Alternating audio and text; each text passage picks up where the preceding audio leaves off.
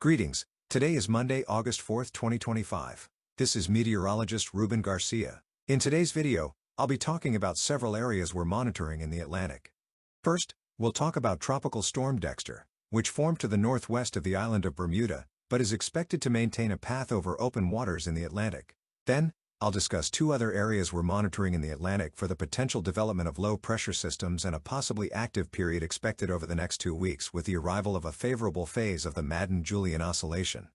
At least the fourth tropical storm of the season, Tropical Storm Dexter, will remain over open Atlantic waters, as shown in the official forecast from the National Hurricane Center. It is forecast to remain a tropical storm without affecting land areas and should dissipate by Wednesday afternoon. The formation of the fourth tropical storm occurred yesterday, which means that in terms of tropical storms, the season is currently slightly more active than average. According to climatology, the fourth named storm typically forms around August 15th. Now, let's talk about the areas we'll be monitoring for possible additional tropical development. This week, a favorable phase of the Madden-Julian Oscillation, currently moving across the Atlantic, is re-establishing in Phase 2 over the African continent. This should result in the formation of strong tropical waves over Africa, some of which could have potential for tropical development as they move across the tropical Atlantic. In fact, these favorable conditions could persist at least through mid-August, and historically, during this phase, with instability over the Indian Ocean and Africa, we tend to see very favorable conditions for cyclone development in the Atlantic. We're already seeing the effects of this favorable phase in the latest tropical outlook from the National Hurricane Center, which highlights a strong tropical wave expected to emerge from Africa today. It already has a 50% chance of tropical development as it moves across the tropical Atlantic and the central subtropical Atlantic. On the other hand, yesterday the National Hurricane Center also highlighted an area in the southeastern United States that currently has a 30% chance of tropical development over the next 7 days. And while preliminary guidance suggests this tropical wave will move west-northwest, staying to the northeast of the Caribbean, there's still uncertainty as to whether it will eventually move into the North Atlantic or take a slightly more westward track. That will largely depend on how strong the high pressure over the Atlantic becomes. For example, the American model projects that although the system will initially move west-northwest, by the end of the week, the Atlantic high could strengthen and cause the potential cyclone to shift slightly more westward.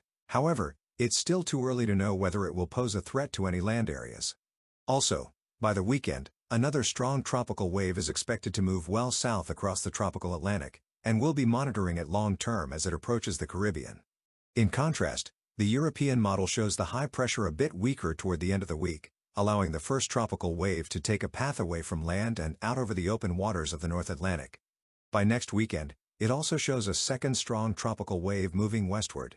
The UK model agrees with the European model, showing the first tropical wave taking a northern track, posing no threat to the US or the Caribbean. However, it also depicts the second strong tropical wave in the central tropical Atlantic. The German model likewise has the first wave tracking northward, which means that, for now, the highest probability is that this tropical wave will stay away from the Caribbean and the US. But remember, this is a long-range forecast, and at this point, it's really impossible to determine exactly where it might go after 7 days. At least, the ensemble members of the American model show a slightly more westward track compared to the European models. However, all of them still keep the wave moving toward the northeast of the Caribbean. But in a scenario where the system moves more to the west and the high pressure strengthens, then we'd need to closely watch what happens as it moves into the southwestern Atlantic.